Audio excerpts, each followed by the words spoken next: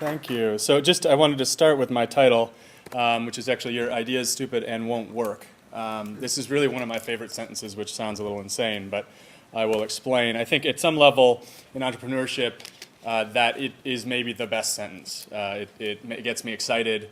I do have issues with authority, so that's partially why, but I'm working through those. But it's also just, it's a challenge. And the sentence itself, it talks to the paradox of entrepreneurship, which I'm going to dig into. It really embodies sort of the value of ideas and how ideas themselves are fairly valueless, but it's actually execution that's critical. It talks about, as an entrepreneur, how you really have to listen and what it means to listen when somebody's telling you that your idea is stupid, how your ego is wrapped up in these ideas. It speaks to the drive you need to get through entrepreneurship itself. So I think that in itself is all embodied in this sentence. And again, like I said, you might think I'm insane for thinking that, which is also what you need to have to be an entrepreneur, is you need to be a little bit insane. So my name is Scott Johnston. I am the group product manager for Google Docs. You will hopefully be using that very soon. The path, I wanted to just talk a little bit about my background, but what I want to cover is sort of lessons that I've learned in 15 years being an entrepreneur. Like Victor said, I am a Ann Arbor native. This is me practicing the kickoff at 1. We had slept out for tickets, as you do. So I was raised here, so I bleed maize and blue. It's been a rough couple of years for football, so I'm excited now. I grew up in the time of Bo Schembechler and Bob Ufer, which is like, you guys weren't born at that point. And so went from Ann Arbor to Brown, where I was in electrical engineering, computer science. During the summers while I was at Brown, I would go out to Silicon Valley and work for NASA. We were working on a project called Gravity Probe B, which was, we were trying to disprove some of Einstein's theories on relativity, specifically something called frame dragging. And this was, when I got out there was just this energy that I hadn't felt before. And to give you a sense for, and to date myself, to give you a sense for what was going on then, I was working on something called single event latch up in A to D converters. Fascinating. But that was my main project, but my side project was to go and figure out what this internet thing was and how we could use it at Gravity Probe B. Mosaic had just been launched. You've probably never heard of even Mosaic. Until then we were using Fetch and other such old things. And so at that point, that's where the Valley was really just on the cusp. Silicon Valley was just on the cusp of exploding. And there's just a very different energy around Stanford and around that valley that I liked, and I knew almost immediately that I wanted to be there after college. So at the end of my internship there, near the end of Brown, I drove around and found every company I could find that I admired, and then tricked my way into getting interviews there.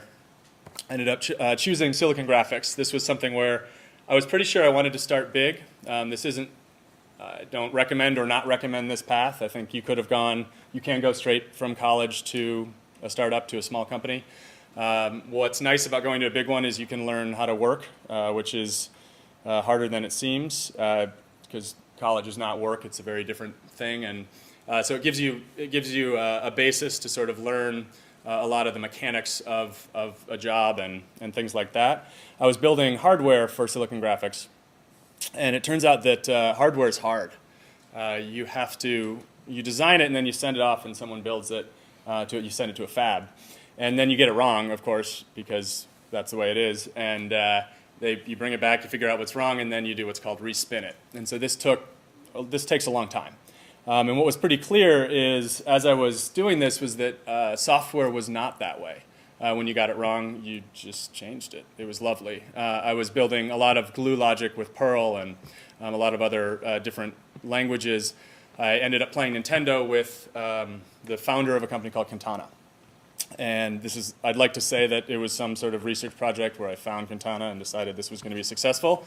But no, I just lost to the founder of Nintendo. And he turned to me and said, do you want a job? So I gave notice the next day. doing crazy due diligence, obviously, on the company. But I did get lucky, and it was a great company. And this was sort of my first introduction into entrepreneurship. And one of the really amazing things is at that point in a company's life when it's small is you're doing everything. And I distinctly remember I did not know Java, which the product itself was written in, and I didn't know the product at all. And so on the third day, Nathan, a friend of mine, came up and of course, you do everything, so we answered the phone when it rings and the customer calls. And he had a pager and a cell phone, and he said, "Congratulations, it's your week on the pager and cell phone for support." And I said to him, don't you think it'd be probably better if one of the engineers that's been here for a little while took support for now? And he paused and he thought and he said, "That would be better. Here's the pager and the cell phone. Congratulations, it's your first week on support." And so I think there's a wonderful sort of giddiness that comes with that, where you have no idea what you're doing.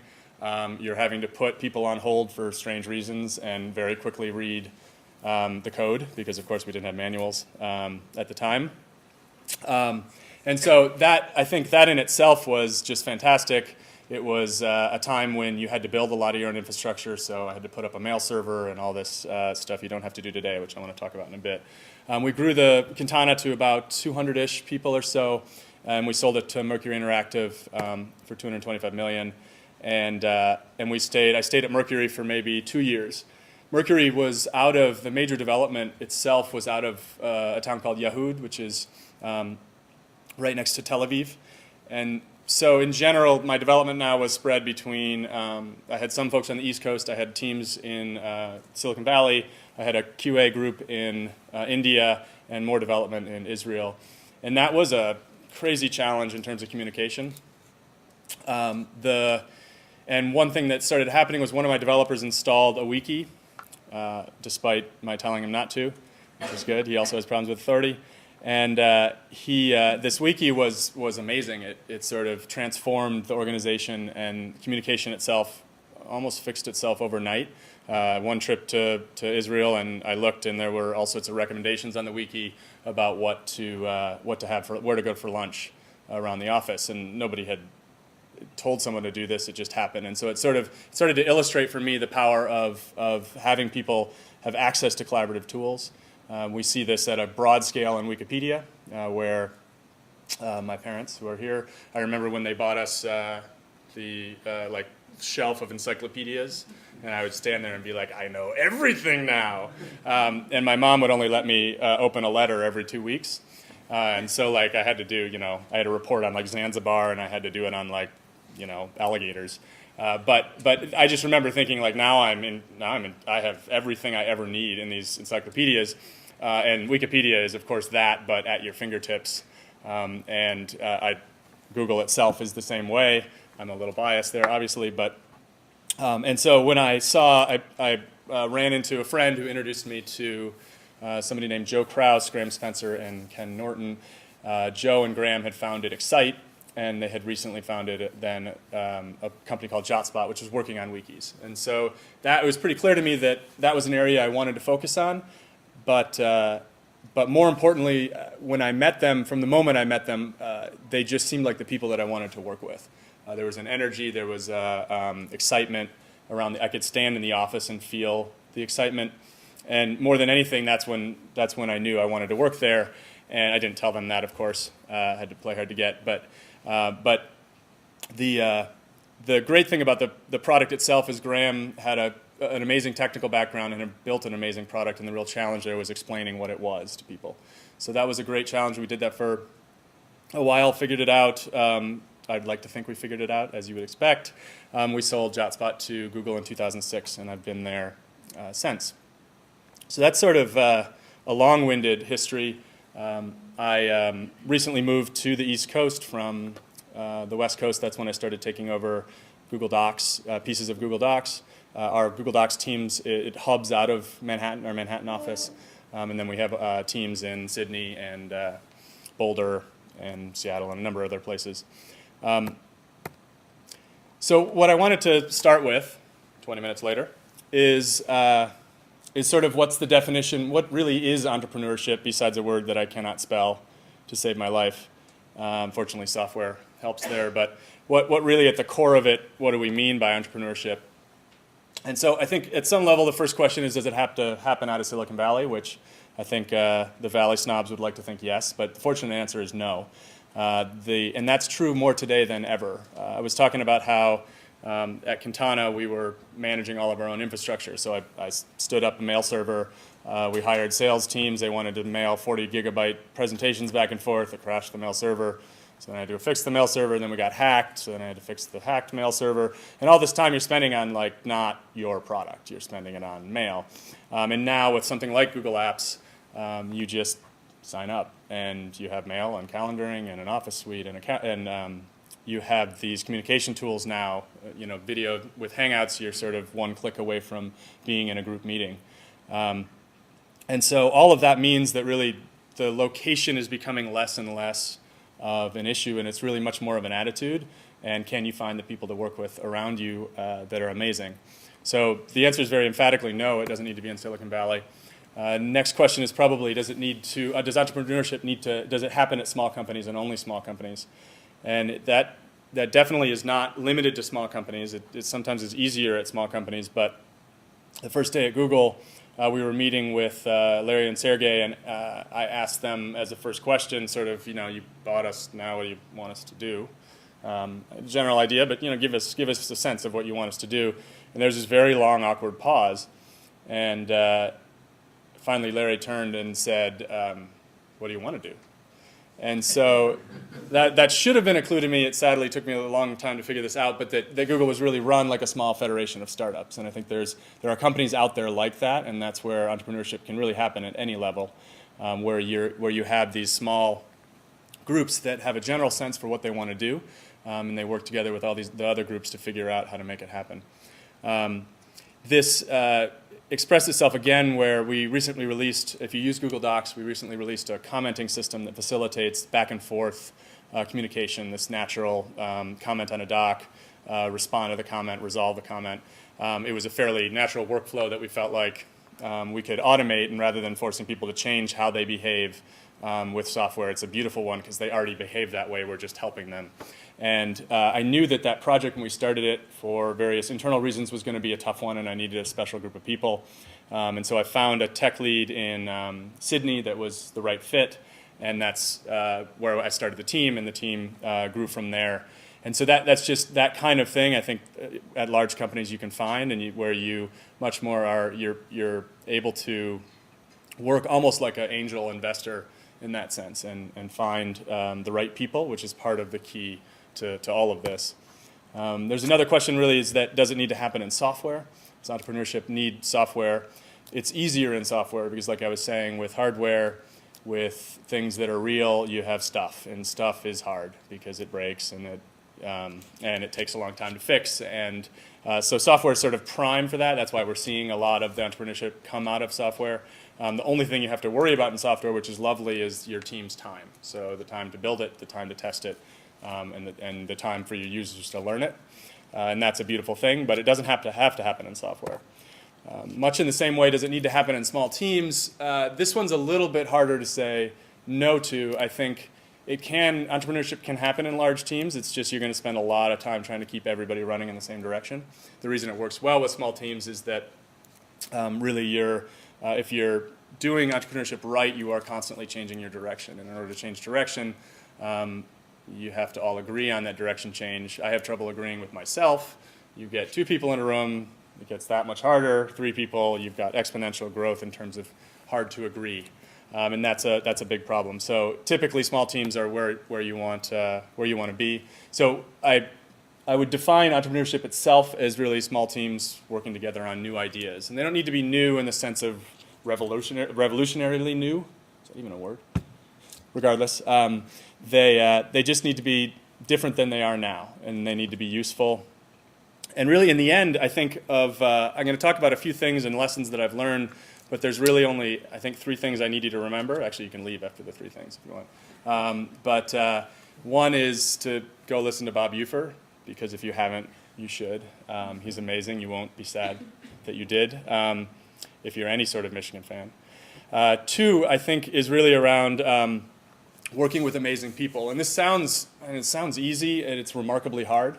You need to find both amazing people and the people that you work well with. And the reason that this is so important is, and this is just a long sentence that says, basically, who you work with is going to stay the same. What you're working on is going to change. So successful startups pivot their business all the time. They're in beta, and everything's in beta.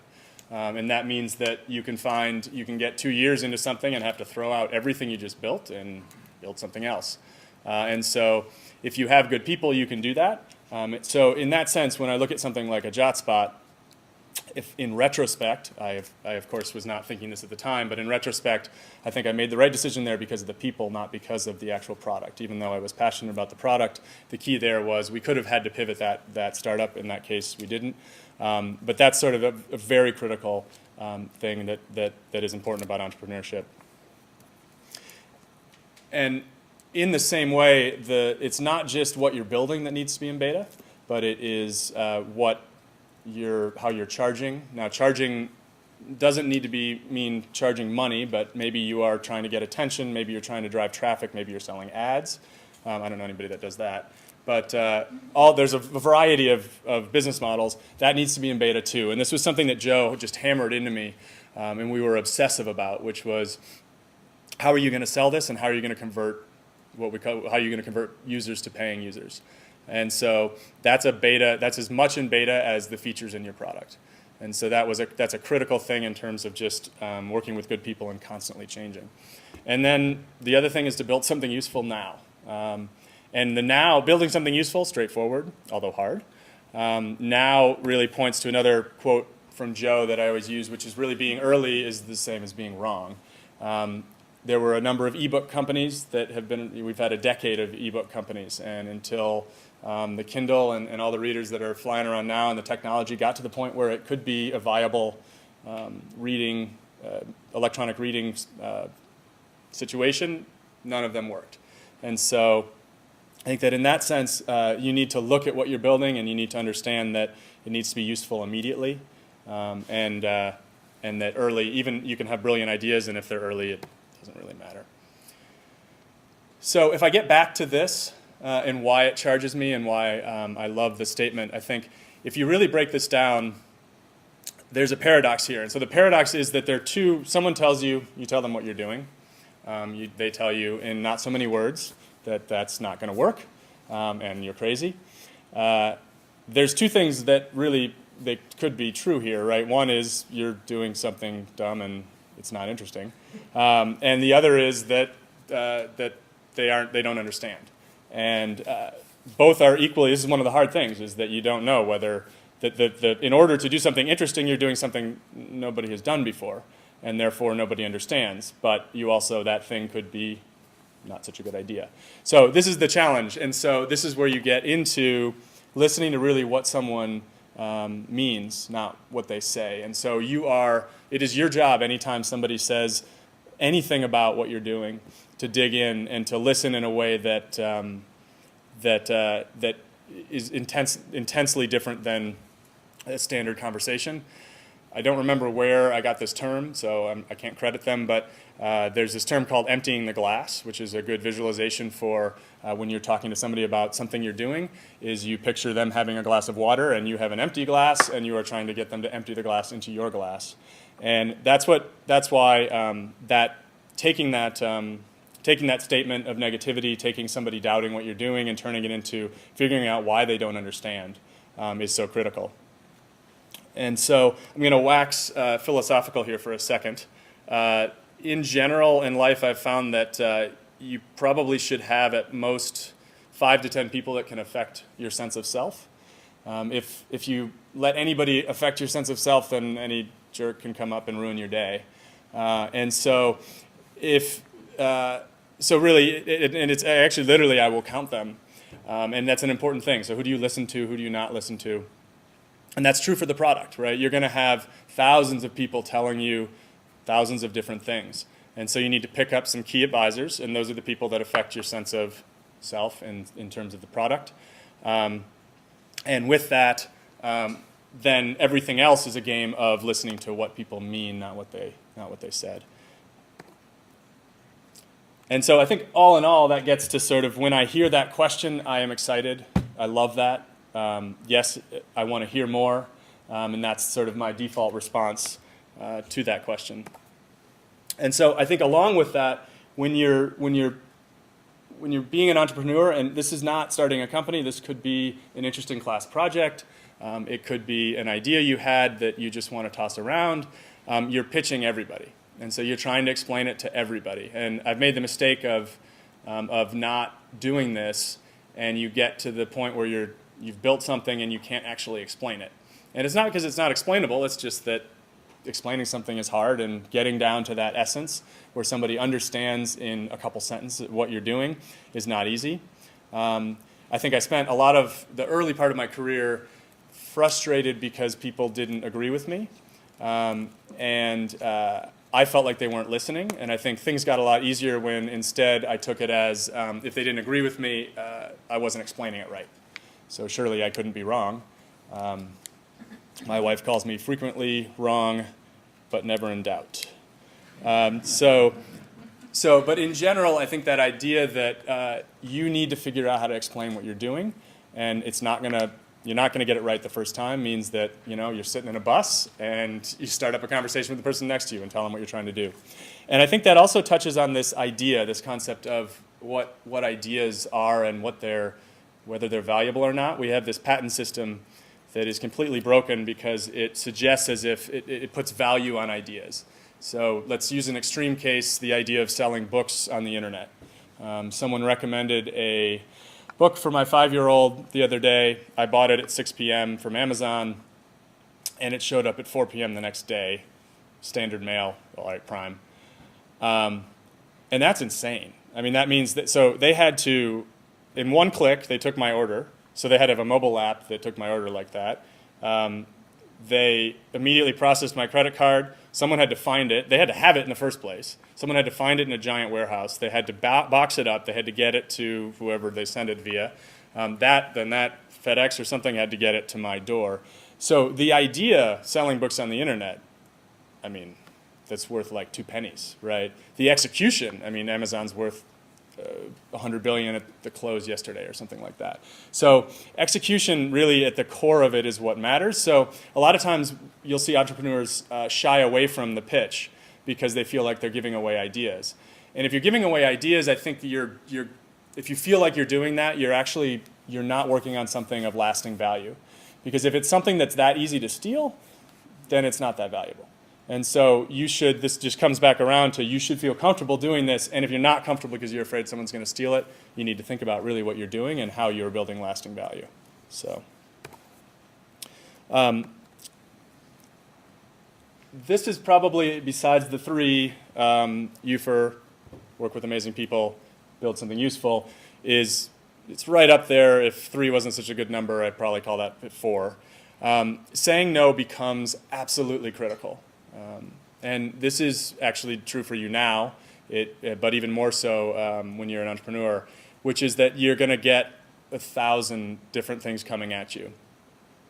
You typically will want to have a very large vision, and I'll talk about vision in a second, but in general, that is probably wrong, and that's okay, because it's good to have a general sense for where you're going in the long term. But you need to say no a lot, and you need to build as little as you can possibly build to learn something. So what happens, and I've made this mistake a lot in building products, is you see what you want to build, and you try to build a very wide product itself, and it's got lots of features, but they're fairly shallow, and you look and realize that each one of those features itself could be 1,000 man-years of work. And so really narrowing down, and it's a very hard thing to say because there's so many compelling things that you can chase after, that probably one of the most important things that a entrepreneur can do is say no, and that means hiring. One of the biggest things that happens is you become you go way underwater. You get desperate for people to help you, and then you end up interviewing somebody and thinking, well, they're not perfect, but I am dying. And so you hire them, and if they're not a good fit, they will tear up your team. And you will spend way more time repairing that than you would have had you not hired them. And that's, I think, when you look at the Google hiring process, I find it frustrating sometimes because it is an arduous, brutal process. I only got in because we were acquired. And, so you got to sneak in wherever you can. But at the core of it, their default stance is no. And the idea is that, okay, look, to miss really good people is less damaging than to hire people that are not a good fit. And so no sort of is pervasive, whether you're talking about features, you're talking about investment, you're talking about hiring, all down the road. And so that's just a critical part of entrepreneurship itself. And so this comes back to what I was saying in terms of just finding the littlest you can build. And again, I'm not just limiting this to software. Whatever it may be, you need to count on being wrong and learning from that. The more you build, the more you will end up wasting your team's time or your time. And so it doesn't mean that everything is just a micro feature or a micro launch. It just means that depending on what you're working on, you need to find the smallest.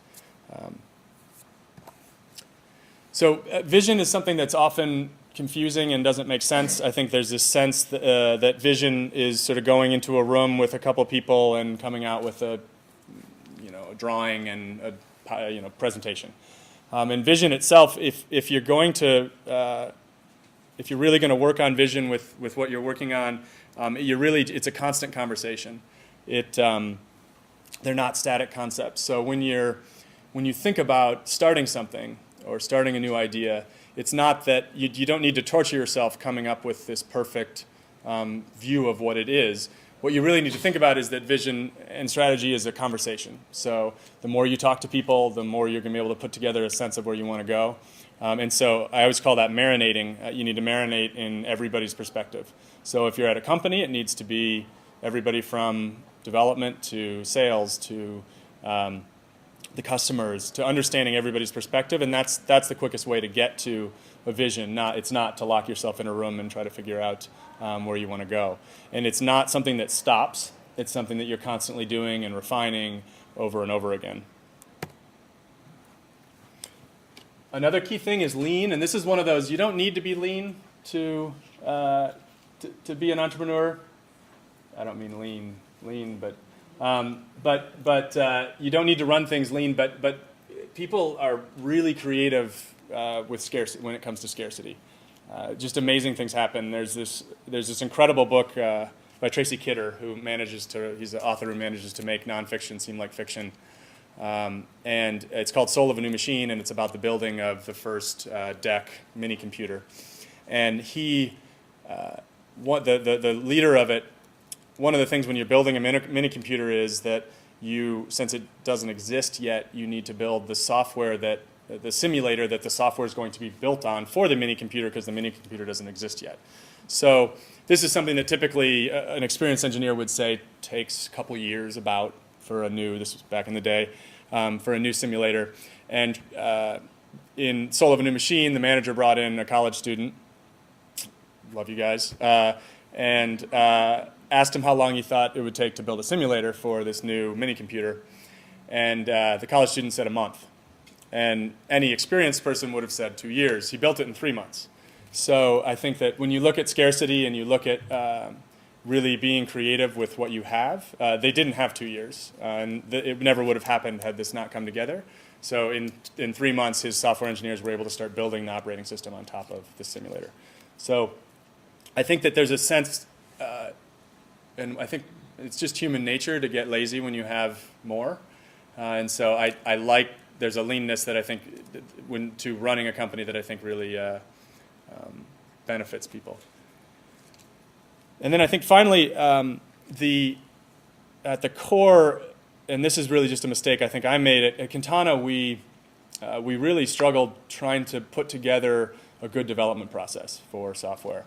And man, did we feel like we were the only ones with that problem. And we invented all sorts of roles and all sorts of ways to do things, and not realizing that, of course, everybody has the same problems. And it wasn't until slogging for like 3 years through like all these emotional conversations about how to set up this development process, how do we what roles are there, we realized that there are books that were written on this, and we could read them. And that's sort of an extreme example, but there's people around you that are going through exactly the same thing or have been going through the same thing. And so I think making the mistake of thinking that your problems are unique to you is just going to cause you a lot more work. And in the end, looking around, finding people that you can learn from is also just a critical part of the whole process. So that is what I wanted to cover. And just reminding you the three things: UFER, work with amazing people, and build useful things now. So that's what I got.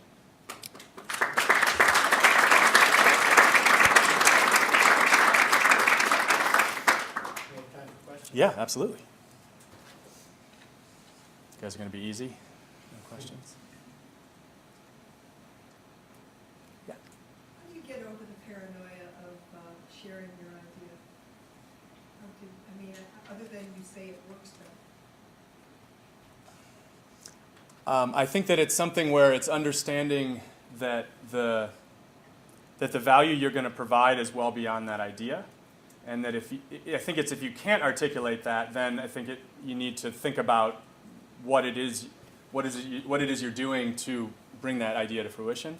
All of these things require such focus and dedication. It's why I think when you look at large companies going into the media loves to say things like, "Oh, so and so is going to kill so and so faced with this new thing," and it typically is not true. There are exceptions, but typically the small company is actually laser-like focused on this problem, where the large company it's something that their customers asked for, and so they added, but they aren't going to be able to attack this very specific space in as much detail. So there's a foundation to that you need to think about in terms of what is it beyond just this idea that I'm adding, and for the most part that usually is years and years of work and sweat, and that cannot be replicated. So I think that's the quickest way.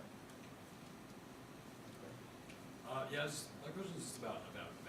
And as a prospective entrepreneur, knowing it when you see it, as far as identifying problems to solve, or products to build, so on and so forth. I think that I think entrepreneurs would play a bit of revisionist history with that.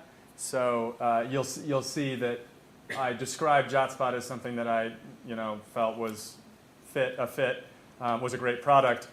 At the time, was I that sure? Probably not. I think that's why you start with the people, and you start with what they're about. And I think this comes back to listening, where you need to spend a lot of time understanding more than just what they're saying, and really dig into what they're trying to do and why they're trying to do it. Just to give you an example, Joe, who was the CEO of JotSpot, had made a great deal of money off of Excite. And so one of the things I was really worried about is what's motivating you to lead us through this slog. And so getting to the bottom of that was important for me. And I spent a lot of time trying to understand that. And so things like that you look for. And I think once you identify the people, the problems become less of an issue. So you're going to go out, you have an initial framework, and you're going to learn from that. And you're going to look for opportunities that maybe you aren't chasing.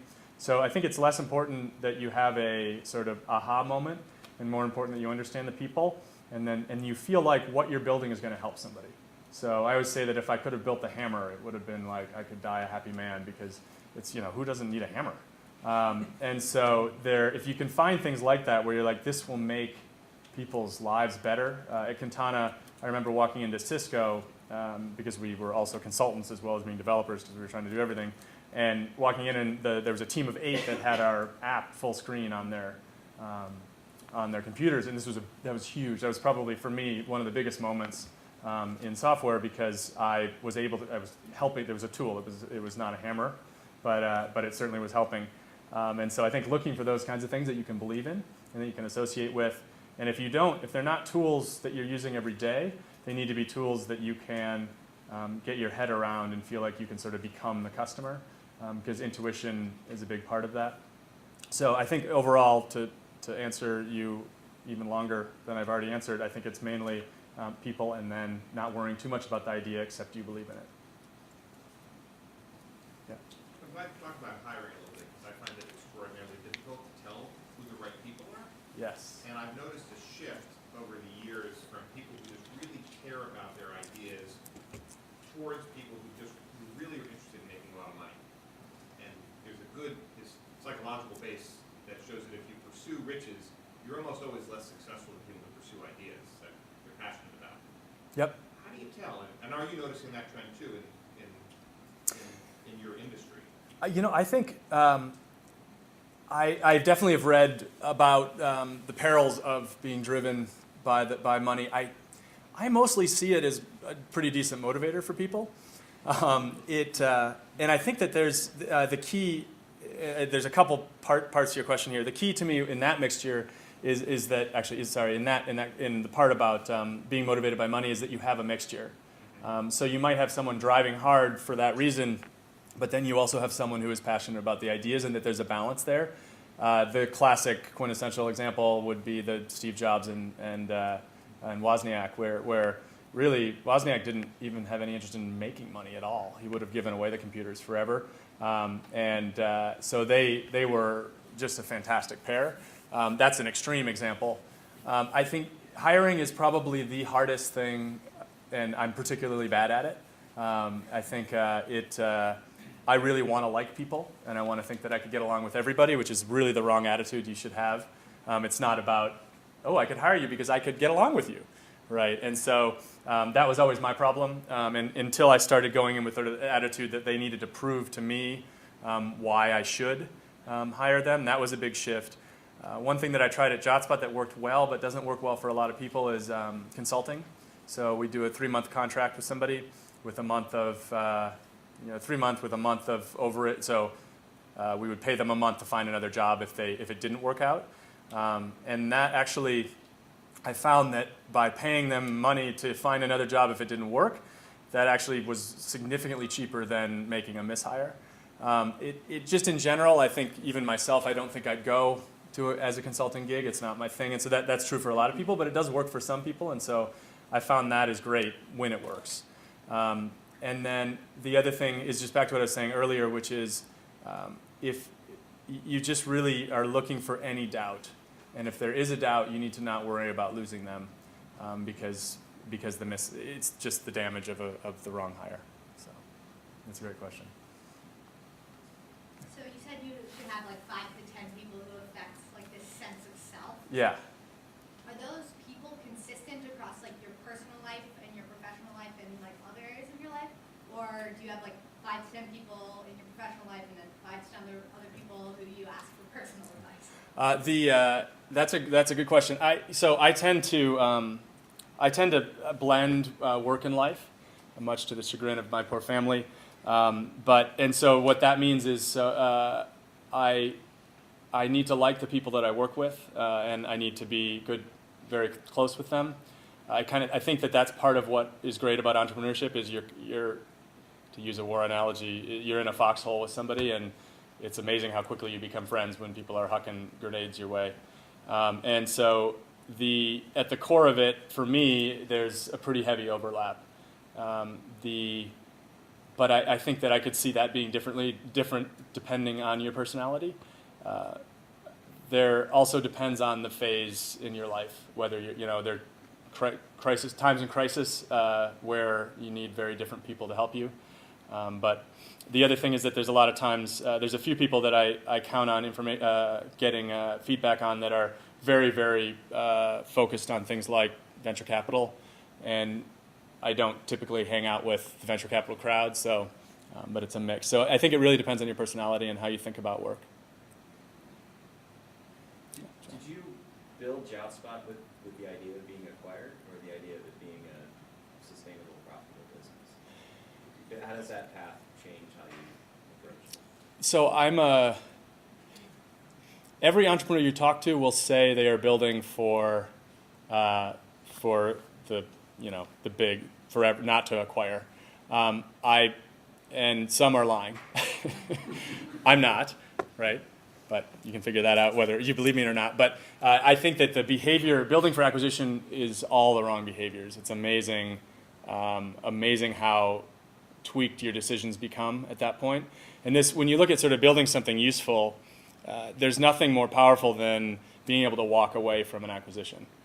And that's, if you don't need to be acquired, then it's no matter, it's going to go much, it's going to go well. And so that's where I just think you have to build for the long term, and you have to think that this is something that that could become something big.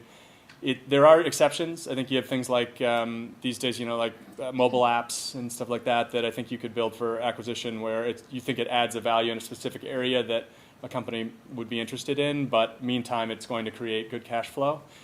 But I think that's a real exception. And the way that we always thought about it was that I had to look my team in the face and say that I believed that the acquisition itself was worth less than the next 2 or 3 years of their life being like it was, which is extremely intense, and that I thought that at the end of those 3 years I would get a lot more value. And so that's what at some level, if you're always listening, because there's always a number. And so at the point at which you have to say, look, you would work your ass off for 2 years and I don't think I could get you a better deal. And so I think at some level, as long as you're thinking long term and you can walk away, then that's all that you need. I find the only thing that I would suggest that you add to your slides is in the lower left-hand corner, you put a dollar figure on what it cost you to acquire that knowledge. Because I think that way, and you might talk about some of that. And usually, this sort of knowledge is acquired by making mistakes. Yes, and I think if I did it with my wife, the numbers would be big. There's a lot of negotiation and patience there, and I think in many ways sometimes it's hard because your attention doesn't feel like there's a dollar figure on it, which I think to your point is a mistake, and it's back to that saying no, where your attention is the most valuable thing you have, and so it would be good to do that. And now you've got me spinning through this, thinking whether I could put a. Well, I'm speaking metaphorically, Yeah. of course, but what I mean is when I started my business, if someone had told me these things that you're telling us, I wouldn't have believed any of them. Yep. And then it cost me an enormous amount of money to acquire that knowledge and know that you're so right. Like just for example, the whole idea of being able to throw away your idea and changing what you're doing is so antithetical to the entrepreneurial mindset, which I see so often, which is Yes. I have an idea and I know the world's going to love this. Yep.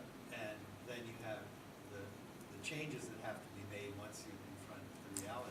And that's the personality. There's an entrepreneurial. I can't even say the word. Must not spell it. But personality that psychologists call it narcissism, which is not the narcissism like the mere narcissism, but it's more that you lack a feedback loop. And so everything, and it works well. But then if you're wrong and you lack that feedback loop, you run into a wall. And so it works well for someone classically like Steve Jobs, where he happens to be right a lot. He was wrong a lot too. Yeah, I worship him, so I'm not sure I see those. But nothing I can think of. 1996, the company was almost gone. No, they fired him, right? It wasn't his fault. But no, I think you have a really good point. I think that's what I love about that statement. The paradox of the statement of your idea is stupid is that you really don't know, right? So it may be. Well, the whole entrepreneurial process is it's almost paradoxical in the sense that you have such countervailing currents going. At the same time, you have to be able to deal with these things that are diametrically opposed. Yep. I often say, having a company, the question about, you were talking about when you were setting it up to be acquired. When you have a company, it's like having a child. You're so invested in it, and I don't mean financially, I mean psychologically. Yep. And at any given time, you have to be ready to sell it. So it's like having a child and always being ready to put it up for adoption. Yep. It's like Or change fundamentally what it is. It's just Yeah. totally paradoxical.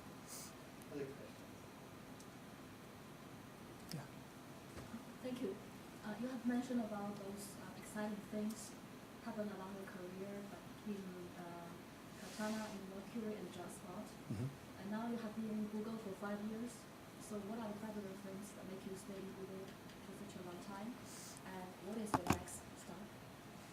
Will there be a next stop? There will be a next stop, for sure. I did not expect to be at Google 5 years later.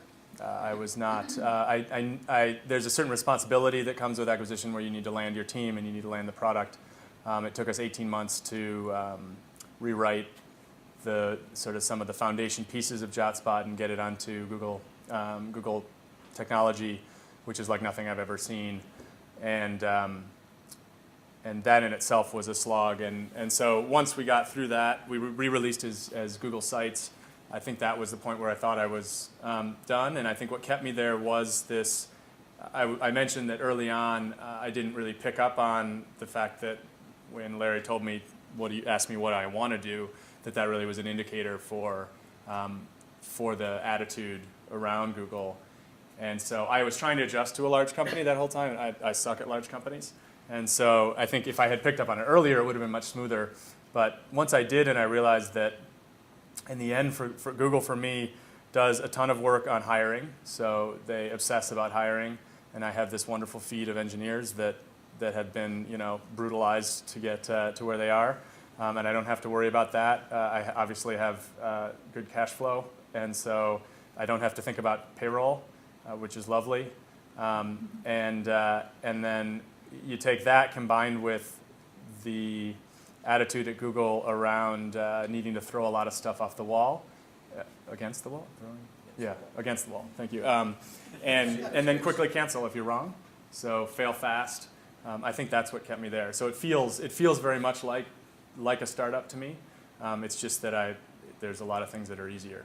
There are a lot of things that are harder. So we have initiatives that cross the whole company. We just did a big overhaul on the look and feel. And that was Larry saying, this needs to change and change now. I don't care what you're doing, do this. And that's a tax. And you wouldn't have that tax necessarily at a startup, so there's that. But all in all, I think it's worth it. And so I think the next stop for me will be another small company. But it has to be the right one. And I think my son needs to be older. So I think he's 5 and you go away for like a week and they're older when you get back. It's like he's shaving when I get, And so it's a tough time. I think there's a point at which he will not want to hang out with me, and then that will be the time. So. What else? You guys are really easy.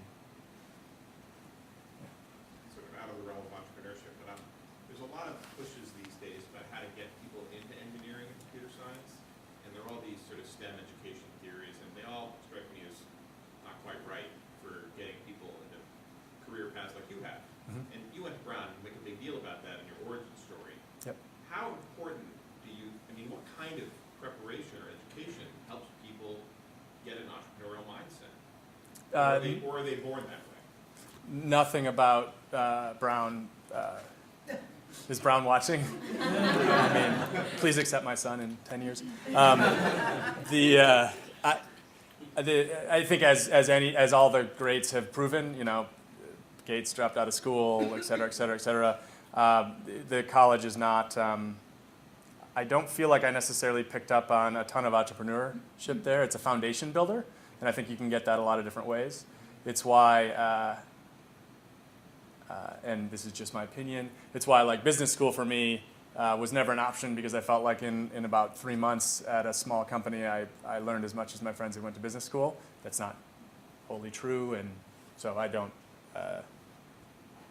that's often a long argument. But overall, I think that the way, at least the way I think you need to make this all happen especially with computer science, is get all of the tools out there, and this is what's happening more and more. Is you have everything from code labs to examples to tutors that actually come on and code with you, and all of that. I think the biggest thing is this sense of wanting to build something, and I think that's the hardest thing to instill. All the rest is more like learning another language. You know, it's just it's a skill. And so I think it's a great question that we're far from having solved. Actually, in the whole CS space, it's really sad to actually even see the number of women continue to decrease. When I think that there's levels of personality there that actually work really well, even better than men broadly. Of course, generalizing. And so I think some of this is just we're going to have to bake into our culture, and we haven't gotten that right yet. My line is always that, if you knew how to create successful entrepreneurs, you could do late night infomercials and make a lot of money. Yes. Yeah. And you're never sure. Like one person, I think for each person it's different. There are little things that trigger that build.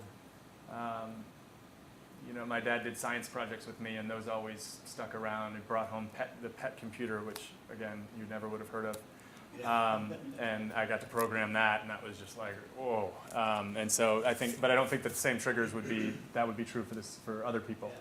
So you just never know. I think it's why you see parents today flood their children with anything and everything. They're taking karate and they're learning French and because something's going to stick. But you touched on this briefly, but can you talk a little bit about finding the right people to collaborate with, the right people to start up with, the right people to work with? Especially as somebody who's I'm an undergrad, and I'm still looking for people. I'm in a few startups, but I don't know if I'm with the right people, and I'm just trying to find out who I work best with. Is it a personal thing, or do you find people who are, just coders, or do you find people who are macro idea men? How do you get up to it? So I think the first step is to really get to know yourself, which sounds a little weird, but overall, I am horrendously disorganized. And so there are two ways to solve that: become more organized, which seems to be impossible, or surround myself with people who are organized. So my UX designer, which is a user experience designer, Mandy, has been with me since Kintana, from startup to startup. She's at Google now, and she is my organizer, and she makes sure everything happens, and it happens in the right order, and the designs are beaten up and detailed and spec'd out right. So at some level, understanding where your strengths and weaknesses are, and then looking for people who counter those, is a really good way to do that. I don't think that if you're talking about early stage startup, you don't really need to sweat the sort of vision versus doers versus so minimum's going to be 2, because 1 is not good, because you start to believe yourself, believe your shit. And so I think that at that level, 2 is a minimum, and if there's 2, you both need to be doers. And doer means any number of things. It doesn't have to mean building like code, but you need to be part of the building. And until you really have a 25 person org, there doesn't need to be any sort of split in that sense. But we see a lot of people who pair well, where somebody's very good at explaining things, very comfortable in front of crowds and presenting, and then someone's very technical and very, very good at that. But I've seen people like that. I've also seen people who are both technical and both pretty good at speaking, or neither good at speaking, and that also ends up working out okay. So I think at some level you look for balance. Ideally, balance is best. But then at some point you're looking for someone that you really like and you feel like is going to make you better at who you are. That's a bit extreme, but it is at some level you're going to be spending just an immense amount of time with this person, and so you have to be able to like them. You should go to dinner. You should get a beer with. These are things where I think people discount them as well. There's work and there's life, but you look at someone like Zappos. I am a platinum member of Zappos, but they actually, as part of the review process, they actually ask questions about coworkers, and they want you to know, how many kids does so-and-so have, and they want you to go on barbecues on the weekends and with the team. And I think that's often missed, where people, build walls. It's not that you have to be best friends, but you do have to exist at this level that's well beyond work. So I think that's a big piece, and those are pretty quick. You can usually pick up on those pretty quickly. And then the other thing to do, one really quick thing to do, is to find something small you're excited about and get them excited about it, or find someone that's also excited about it, and just try for a month to talk through what you do, and you'll learn a lot very quickly. And that's back to that consulting, where what worked really well was when I could bring on someone, they consult for 3 months, and then we could mutually, maybe it's not even just me evaluating him or her, it's actually him or her evaluating us, and the fit there. It's the same way. The more you can get on the ground and you can see how they operate in day to day, the more you'll know. And so that's why you see so often at Kintana, I had 5 or 6 people then at JotSpot with me from Kintana, because I'd spent 6 years working with them. So I knew everything about them. They knew everything about me, and so it was just much easier. And it's a known quantity at that point.